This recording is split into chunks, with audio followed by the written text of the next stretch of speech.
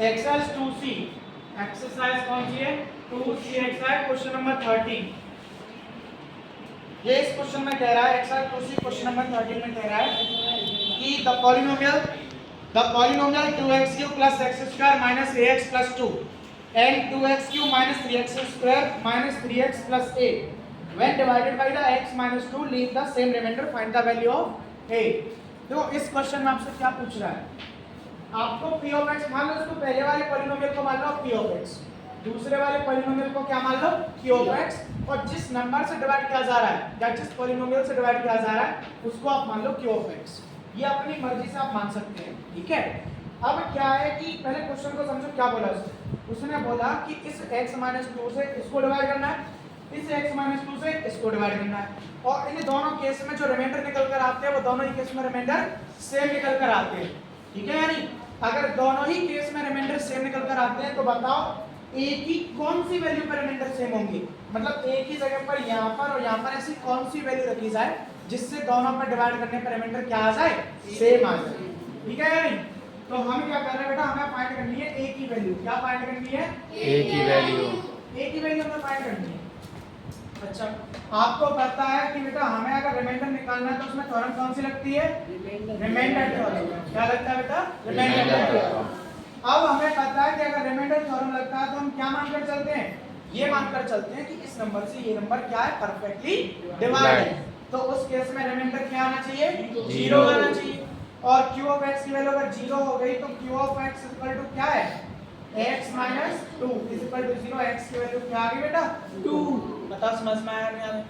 अब x की value को इस पॉलिनोमियल में रखो तो p of 2 = 2x की पावर 3 + 2 की पावर 2, ये तुम्हारा 2 की पावर 3 x की जगह रख रहा है ना, -a × 2 + 2। क्या ये बात समझ में आई?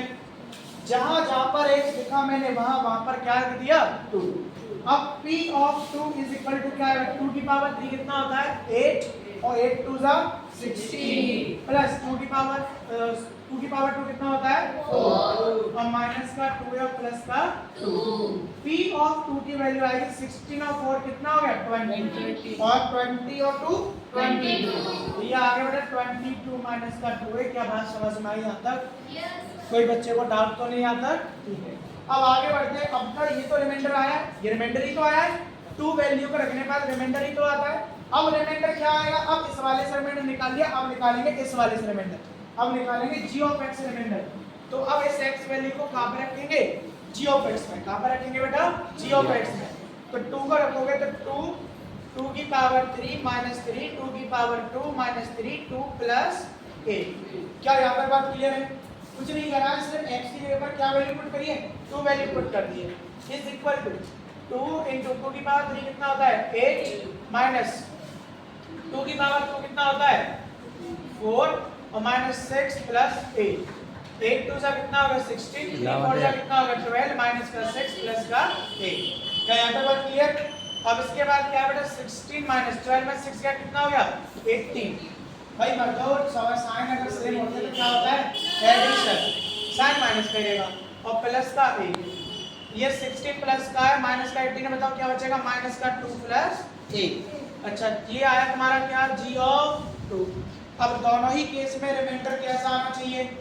सेम आना चाहिए। दोनों ही केस में रिमाइंडर क्या आना चाहिए?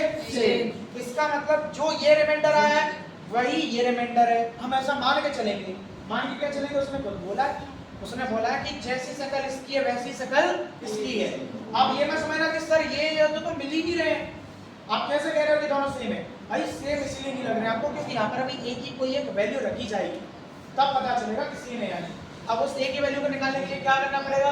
तो according to the question remainder are same. तो 22 माइनस का 2 is equal to what? Minus का 2 + 8। मैंने बोला बेटा कि वेरिएबल एक साइड एंड कांस्टेंट एक साइड। तो 22 है, यहाँ -2 इधर आएगा, किसका हो जाएगा? प्लस। ये माइनस का 2 इधर जाएगा, किसका हो जाएगा? प्लस। 22 to कितना हो गया? 24। 2 है और ये कितना हो गया? 3। a की वैल्यू निकालेंगे, क्या आएगा? 3 8 सा 24। a की वैल्यू कितनी आ गई बेटा? 8। अच्छा वेरीफाई करें जरा, a की वैल्यू यहाँ पे 8 रखो तो माइनस का 2 + 8 = प्लस का 6, और यहाँ पे जरा 8 रखोगे 22 8 रखोगे 8 टू से कितना होगा 16 और 22 में 16 गया 6 बताओ रिमाइंडर से है कि नहीं है ठीक है यही बोला था क्वेश्चन